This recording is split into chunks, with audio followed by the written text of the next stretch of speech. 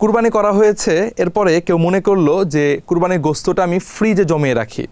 কেউ কেউ বলে যে 3 দিনের বেশি কুরবানির গোস্ত রাখা যাবে না, বা কেউ কেউ বলে যে কুরবানির গোস্ত জমিয়েই রাখা যাবে না। এই ক্ষেত্রে আসলে বিধান কি?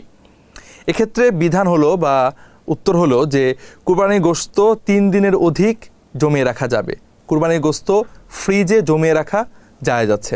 তবে উত্তম হচ্ছে যে কুরবানির গোস্ত ফ্রিজে জমিয়ে রাখার ক্ষেত্রে যেন পুরো বছর, অনেকে দেখা যায় যে কুরবানি করার পরে এই গোস্ত পরবর্তী কুরবানির দিন পর্যন্ত জমা করে রাখে।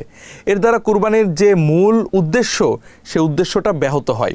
কুরবানির একটি অন্যতম উদ্দেশ্য থাকে আল্লাহ তাআলার পক্ষ থেকে একটা মেহমানদারির ব্যাপার থাকে। আল্লাহ তাআলা এই কুরবানির গোস্ত আমাদের জন্য হালাল করে থাকেন, আত্মীয় স্বজন, গরিব দুঃখী সবাইকে নিয়ে খাওয়ার অনুমতি দেন। এক্ষেত্রে যদি জমা করে রাখা হয় তাহলে এই উদ্দেশ্যটা কিছুটা ব্যাহত হয়।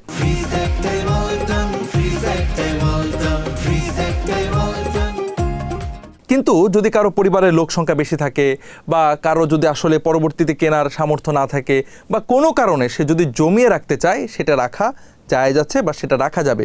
বাকি উত্তম হচ্ছে যে কুরবানির গোশত আত্মীয় স্বজন, পরিবার পরিজনের সাথে ভাগাভাগি করে খাওয়া এবং খুব বেশি দিন জমিয়ে না রাখা। অনেক সময় জমিয়ে রাখতে রাখতে এই গোশতটা নষ্ট হয়ে যায় বা পচে যায়, পরবর্তীতে এটা ফেলে দেওয়া হয়। এর দ্বারা কি হলো যে আল্লাহ তাআলার পক্ষ থেকে মেহমানদারি করার একটি জিনিস আমি নিজে এটাকে না খেয়ে নষ্ট করলাম, এর দ্বারা কিন্তু আমি আল্লাহ তাআলার অসন্তুষ্টির পাত্র হতে পারি। এজন্য আমাদের উচিত ফ্রিজে জমিয়ে না রেখে এটিকে আহার করে ফেলা বা এটিকে বিলিয়ে দেওয়া।